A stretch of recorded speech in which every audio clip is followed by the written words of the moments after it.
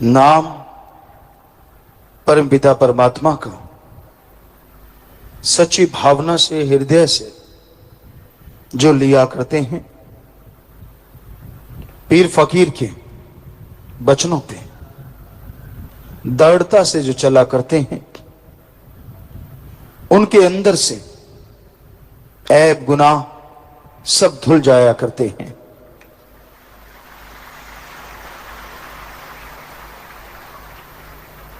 ईश्वर के नाम में ऐसी शक्ति है, ऐसी ताकत है, जो सच्चे दिल से जाप करता है वो उस परम पिता परमात्मा से मिल सकता है। मालिक के प्यार में, उसकी मोहब्बत में अगर दृढ़ता से चलना चाहते हो, अगर उसकी तमाम खुशियों को हासिल करना चाहते हो, तो यह बहुत जरूरी है कि आप सेवा और सुमरन का पल्ला कभी ना छोड़ो। मन बड़ा जालिम है, इसका कोई भरोसा नहीं कब हावी हो जाए, किसके ऊपर कब छा जाए, कुछ कहा नहीं जा सकता। इसलिए मन से लड़ने का एक ही उपाय है, सुबह शाम सुमरन के पक्के बनो। नियम बना लो कि इतना घंटा राम नाम का जाप करना ही करना है। अगर जाप करते रहोगे, भक्ति इबादत करते रहोगे, तो मन काबू में रहेगा। नहीं तो मन जालिम का कोई पता नहीं कब किसी को झांसे में ले ले। इसलिए मन से लड़ना सीखो। मन इंसान को कभी आसमान में ले जाता है, कभी पाताल में ले जाता है। चाहे आसमान ले जाए, चाहे पाताल ले जाए, मन का एक ही उद्देश्य होता है, आपको अल्लाह वाहिगुरु राम से दूर करना। क्योंकि मन का काम हमेशा बुरे ख्याल देते रहना है। वो ऊपर चढ़ा देता है तो नहीं छोड़ता, और आदमी बिल्कुल नीचे गिर जाता है तो उस तरह की चीजें सामने ला ला के खड़ी कर देता है और इंसान गुमराह होता चला जाता है। सो मन से लड़ना सीखो। अगर अल्लाह वाहिगुरु राम का प्यार हमेशा पाना चाहते हो, उसकी दया में रहमत के काबिल बनना चाहते हो, और कुछ कुर्बानी मत दो, अपने मन की कुर्बानी दे दो। ये कोई छोटी कुर्बानी नहीं है, जबरदस्त कुर्बानी है। क्योंकि अपने मन को अगर आपने मालिक को सौंप दिया तो आप मन मते कुछ नहीं करेंगे। कहना आसान है कि मैंने मन को सौंप दिया, लेकिन उसके अकॉर्डिंग चलना जरूरी है। मन मते बात फिर आप कभी ना करें। और भाग्यशाली होंगे आप अगर मन सदगुरु अल्लाह राम को सौंपते हो। भाग्यशाली से अति भाग्यशाली फिर बनते जाओगे। मन का काम धोखा देना है, सब्ज बाग दिखाता है, बचपन से नहीं छोड़ता। मन का काम है, खिलौनों में उलझा लेता है। आप 2-4 बच्चों को इकट्ठा कर लो, बढ़िया बढ़िया खिलौने दे दो, लेकिन वो एक दूसरे के खिलौने पे टूट के पड़ेंगे। खुद का खिलौना चाहे सोने का बना दो, कुछ भी बना दो, अट्रैक्टिव बना दो, लेकिन उनको लगेगा नहीं, साथ वाले का ज्यादा अच्छा है। मन वहां से शुरू होता है और फिर बढ़ता ही चला जाता है। जैसे जैसे आप बढ़ते चले जाते हैं,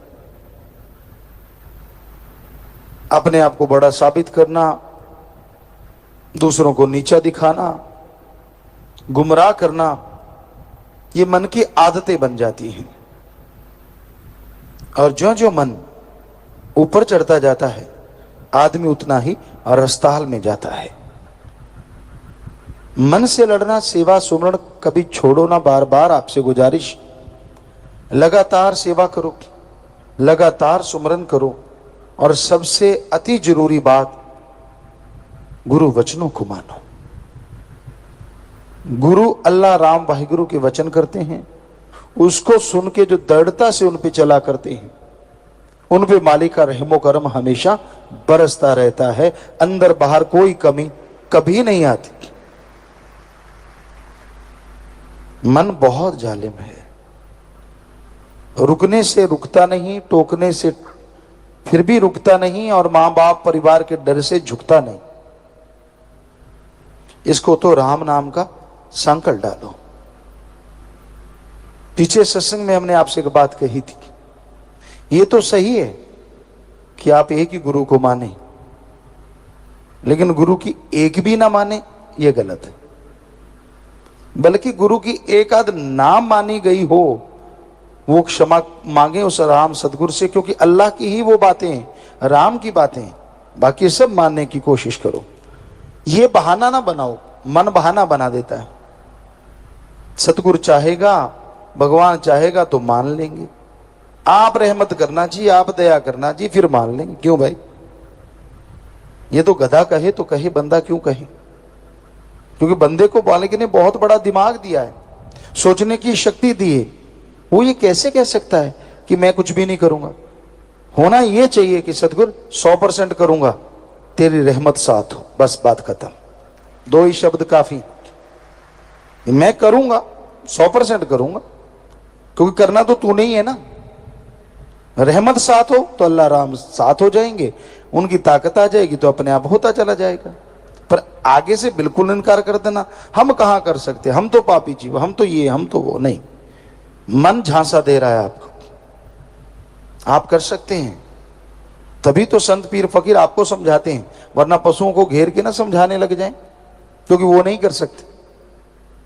आपको दिमाग मिला है इतना, तो मन की ना सुनो, ये लारे लगा के नरक ले जाए बुरा होगा हाल। बेप्रवाह जी के वचन हैं भजन में।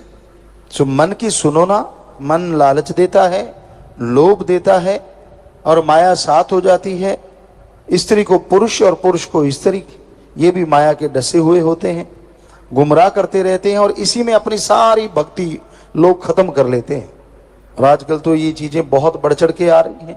समलैंगिकता, लड़का लड़के पे आशिक, लड़की लड़की पे आशिक, ये और भी घातक है। इससे रोगों का भी घर बनेगा इंसान, और मालिक से तो दूर होता ही है। क्योंकि उसकी जो प्यार है, उसकी जो तड़प है, उसकी जो मोहब्बत है, वो किसी में बंट गई।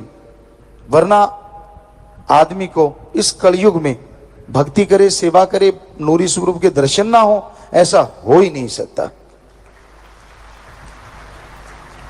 तो जरा इन बातों की तरफ ध्यान रखिए, सेवा सुमन करते रहिए, ताकि मालिक आपको इन चीजों से बचाए, मालिक से निरोल प्यार हो, अल्लाह राम की भक्ति इबादत हो, और मन से लड़ाई चलती रहे तो यकीनन मन पे जीत होगी, और मालिक की दया में रहमत आप पे मूसलाधार हमेशा बरसती रहे। गुरु पीर फकीर जब रास्ता दिखाते हैं तो उनमें उनका अपना खुद का कोई स्वार्थ नहीं होता, ना वो पैसा चढ़ावा, ना ही अपनी ईमान बढ़ाई।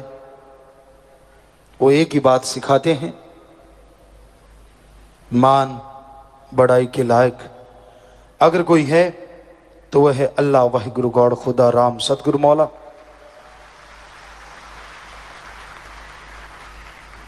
और वो अल्लाह, वो वाहिगुरु, वो राम, वो गॉड सबके अंदर रहता है, उसे बाहर ढूंढने की जरूरत नहीं।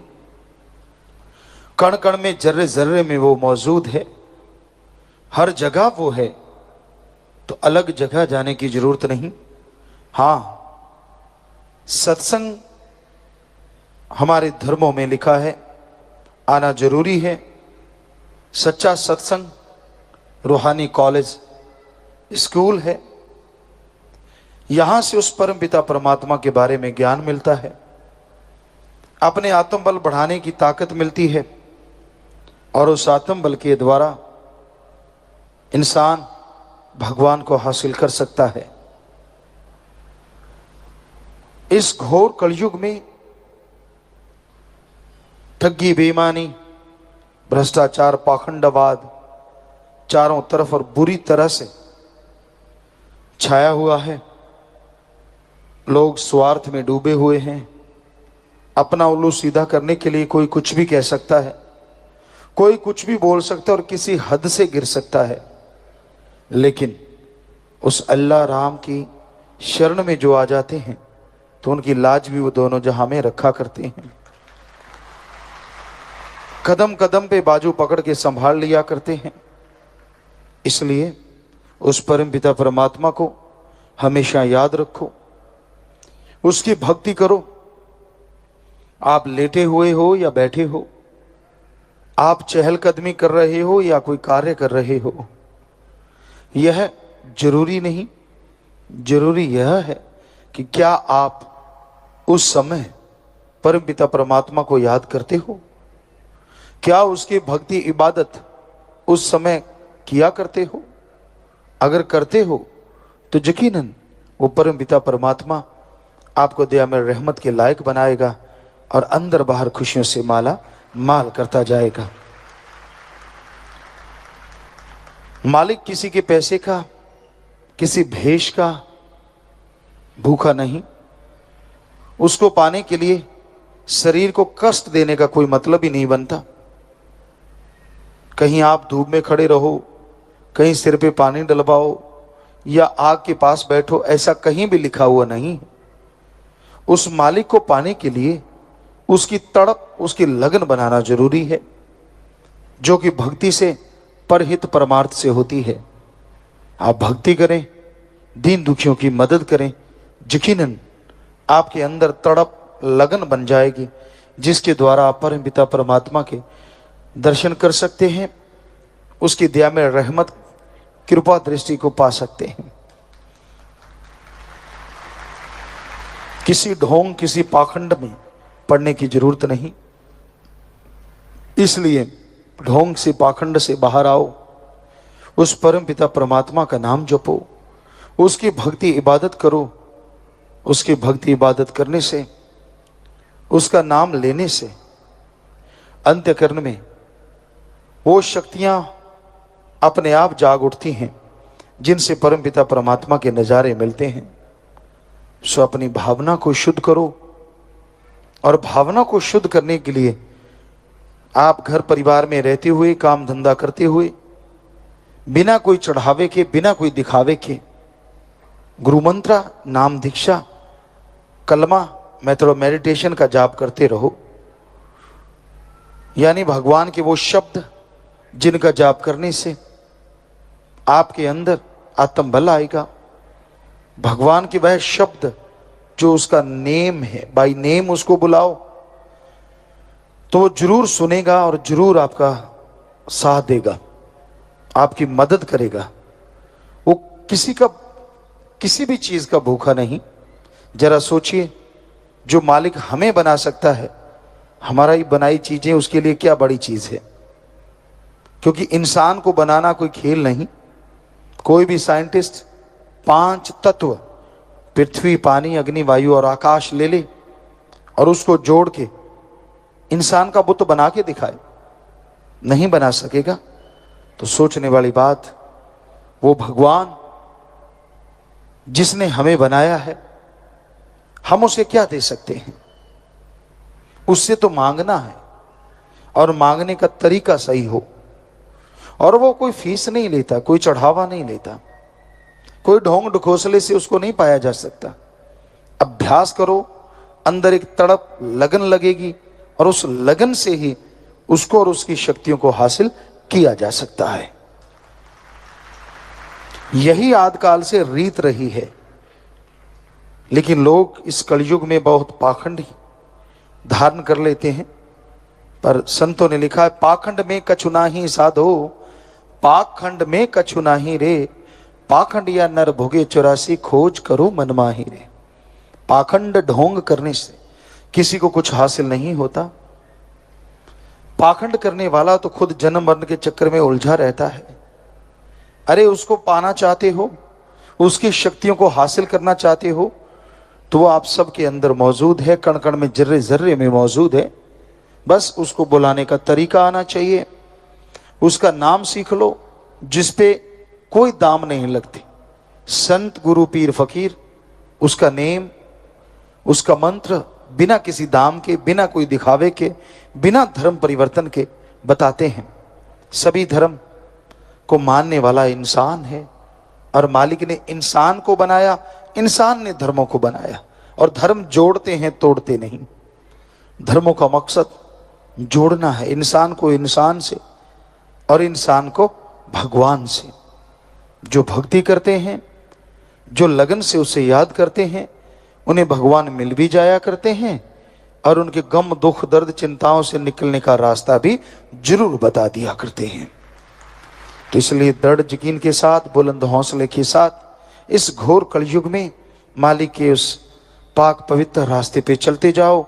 यकीन मानो वो आपको मिलेगा और आपके गम, दुख, दर्द, चिंताओं को मिटा डालेगा। कलयुग के समय में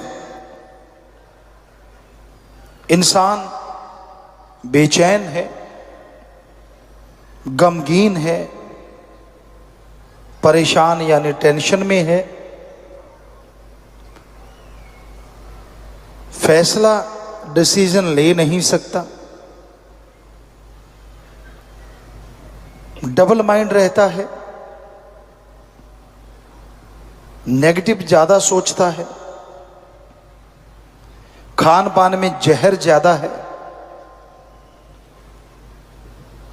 घर परिवार की परेशानियां बहुत। अगर यह सब ना होता तो कलयुग कैसे होता? इसी का नाम तो कलयुग। ज्यों ज्यों इंसान पढ़ाई कर रहा है, दुनियावी शिक्षा तालीम हासिल कर रहा है, त्यों त्यों नेगेटिविटी की दशा बदल जाती है। लेकिन यह नहीं है कि नेगेटिव ही बदल जाए, इंसान के अंदर की गलत सोच बदल जाए, क्योंकि पढ़ाई लिखाई में ऐसा कुछ है नहीं। वो पढ़ाया जाता है जो प्रैक्टिकली कम इस्तेमाल में आता है।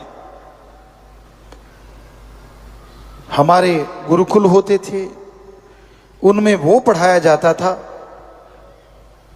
जिनके द्वारा प्रैक्टिकल किया जाता था।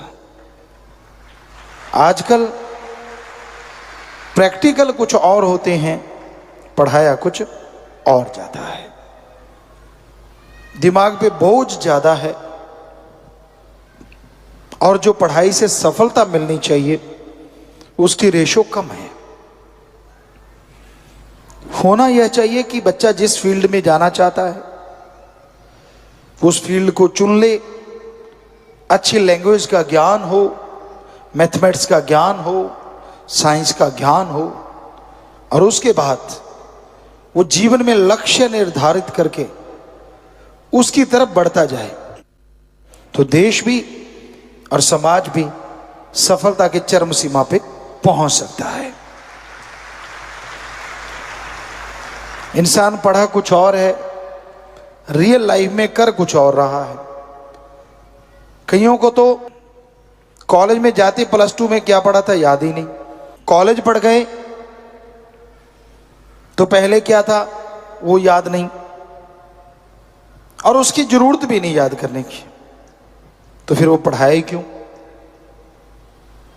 अगर वो दिलो दिमाग में बिठाना ही नहीं और उसकी आने वाले टाइम में कोई जरूरत ही नहीं, तो फिर क्यों ना जिसकी जरूरत है वही बचपन से पढ़ाया जाए। और इंसान पता नहीं सफलता के कितने झंडे गाड़ दे, उस सब्जेक्ट को लेके, उस विषय को लेके वो पढ़ता जाए तो तरक्की बेहद ज्यादा करेगा। ये होता था हमारे पुरातन काल में, जब हमारी साइंस ऐसी थी, साउंडलेस जहाज होते थे, जब चाहे बरसात करवा लेते थे, एटम परमाणु बेहद घातक यंत्र या शास्त्र, अस्त्र शस्त्र कहें, सब होते थे, लेकिन उनको रोकने का भी उनको तरीका आया करता था। कितनी बड़ी साइंस रही होगी, जब चाहे बरसात करवा लो, जब चाहे रोक दो, जब चाहे सर्दी में गर्मी पैदा कर दो और गर्मी में सर्दी पैदा कर दो वातावरण में। क्या कमाल था, साउंडलेस जहाज थे। तो साइंस इसलिए तरक्की करती थी क्योंकि जिसका जो टैलेंट होता था, एक उम्र तक सब सब्जेक्ट पढ़ाए जाते थे ताकि बच्चे में निखार आ जाए, बुद्धि तीक्ष्ण हो जाए, और उसके बाद फिर सब्जेक्ट चुन के उस पर पूरा ध्यान दिया जाता था। और कई बार तो शुरुआत में ऐसा था कि वो सब्जेक्ट शुरू से ही पढ़ाए जाते थे जो पूरी लाइफ में काम आने वाले हैं, और साथ में दूसरा ज्ञान करवा दिया जाता था। तो हम नहीं कहते कि आज की पढ़ाई गलत है, लेकिन पहले हमारे देश की, हमारी संस्कृति की जो पढ़ाई थी वो आज से बहुत ज़्यादा आगे थी और बहुत ज़्यादा साइंस हमारी बड़ी थी, ये हम आपको गारंटी दे सकते हैं। एक ही गुरु राजा भी बनाता था, दुकानदार भी बनाता था, बिजनेसमैन भी बनाता था, मंत्री भी बनते थे, व्यापार भी होता था और लेक्चरार भी होते थे। सब कुछ एक में इतने टैलेंट होते थे, तभी उसके शिष्यों में भी अनेक टैलेंट होते थे। अब एक एक ही सब्जेक्ट को बोझ समझ के पार कर रहा है, तो बच्चे भी तो बोझ समझ के ही पार करेंगे ना। तो आज के दौर में पढ़ाई का ये दूसरा असली पढ़ाई से हम दूर होते जा रहे हैं। हमारे धर्मों में पवित्र वेदों का पाठ कराया जाता था ताकि इंसान इंसान जरूर बने, शैतान ना बन जाए।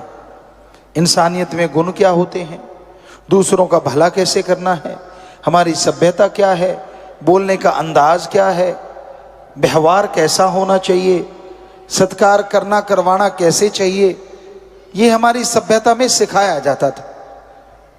राम से प्यार, अल्लाह वाहिगुरु गॉड खुदा रब, जिसके अरबों नाम पड़ गए, सबसे पहले रम था और फिर राम, तो उससे प्यार करना सिखाया जाता था ताकि इंसान का आत्मबल बुलंद रहे और वो आत्मबल के सहारे, विल पावर के सहारे दुनिया की तमाम परेशानियों को, तमाम दुख तकलीफों को दूर कर सके।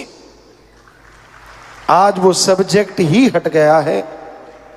आज तो बच्चा गर्भ में होता है, माँ बाप पहले सोचते हैं ये क्या बनेगा, ऑफिसर बनेगा, फलां बनेगा, बिजनेसमैन बनेगा, यानी नोटों की मशीन बनाना पहले शुरू कर देते हैं। वो इंसान बनेगा कि नहीं बनेगा इसके बारे में कोई ध्यान नहीं देता। और पुरातन हमारी सभ्यता ये थी, पहले सोचा जाता था कि ये इंसान बनेगा, बाकी तो गुरुकुल में गुरुदेव बनाएंगे जो बनेगा, और है भी सच। अब जिस बच्चे की जिसमें रुचि है, मान लो एक धावक बनना चाहता है, दौड़ना चाहता है, और आप उसे पढ़ाई का कीड़ा बना के रख दिया, तो वो ना पढ़ पाता है और ना ही धावक बन पाता है और जिंदगी खत्म। एक बहुत पढ़ना चाहता है और उसके माँ बाप प्लेयर है, नहीं जी तुझे तो खेलना ही है, तो ना वो पढ़ पाता है ना खेल पाता है। तो पहले जो गुरु जी हुआ करते, गुरुदेव, गुरुकुल में जो होते थे, वो टैलेंट को पहचानते थे, उस टैलेंट के अनुसार बच्चे को शिक्षा दी जाती थी कि ये शाहूकार, ये इंजीनियर, ये राजा के गुण रखता है। वो पहचान जाते थे सच्चे गुरु, चाहे वो चाणक्य का उदाहरण क्यों ना हो, बहुत सारे और भी उदाहरण हैं। तो हमारे सभ्यता में, हमारी संस्कृति में जो इन बच्चे की प्रतिभा के अनुसार उसको शिक्षा देते थे, और वो बच्चा पूरे देश में नाम रोशन करता था, आगे बढ़ जाता था। आज तो कोई प्रतिभा नहीं है, बस जो सब्जेक्ट है उसको रटते रहो, रगड़ते रहो, सबको वो करना ही करना है, चाहे कुछ भी हो जाए। तो इसलिए वो बात नहीं बन पा रही जो संस्कृति सभ्यता में हमारे पहले हुआ करती थी। तो बहुत जरूरी है हमारी पढ़ाई में जो पवित्र वेदों की पढ़ाई, धर्मों की पढ़ाई होती थी, उसको लगाया जाए, ताकि सबसे पहले इंसान इंसान बने, शैतान ना बने और राक्षस ना बने, कम से कम इंसान बने। सैकड़ों % जो ठगी मारते हैं, क्या वो इंसान है? टेबलेट से इंसान ठीक हो सकता है, उसकी जगह ऑपरेशन करते हैं, क्या वो इंसान है? गाड़ी का आधा लीटर डीजल पेट्रोल जलता है, 1 लीटर जलता है 50-60 रुपए का, 1000 रुपया लूट लेते हैं भोले भाड़ों से कि 1000 रुपया किराया लगेगा। क्या वो इंसान है? क्योंकि इंसानियत तो है ही नहीं। दांव लगे लूट लो, दांव लगे काट लो जेब। इसकी वजह ये है कि इंसानियत का कोई पाठ ही नहीं जानता। आज के छोटे छोटे बच्चों से, पढ़े लिखे बच्चों से पूछ लो इंसानियत क्या है, नहीं पता। सत्संग सुन लिया तो पता, अदरवाइज नहीं पता, क्योंकि पढ़ाई में तो कहीं आता नहीं इंसानियत होती क्या है। अरे कम से कम इंसान क्या है उसकी परिभाषा तो इंसान को सिखाओ। दूसरों के दुख दर्द को दूर करना, दुख दर्द में शामिल होना, दया की भावना रखना, दूसरों की मदद करना, दूसरों के काम आना, यही सच्ची इंसानियत है जो आज के बच्चों को नहीं पढ़ाया जाता। आजकल तो पढ़ाया जाता है कैसे कमाई की जाए, कैसे लूटा जाए। हालांकि वो पढ़ाया नहीं जाता, लेकिन बहुत मास्टर उस्ताद होते हैं जो दिखने में नहीं आते लेकिन ये शिक्षा दे देते हैं। रिश्वत ले रहे हैं, हर क्षेत्र में रिश्वत लेने वाले भी हैं और नहीं लेने वाले भी हैं, ईमानदारी से काम करने वाले भी हैं और बेईमान भी हैं। हर क्षेत्र में, कोई भी क्षेत्र इससे छूटा नहीं है। तो भाई जरूरी है ईश्वर का नाम लो और पढ़ाई में ईश्वर के नाम को शामिल किया जाए, ताकि इंसान इंसान बने और पूरी प्रकृति का भला हो, इंसान का खुद का भला हो और घर में खुशियां आए। अगर ऐसा होगा तो पूरे समाज में प्यार मोहब्बत की गंगा फिर से बहने लगेगी।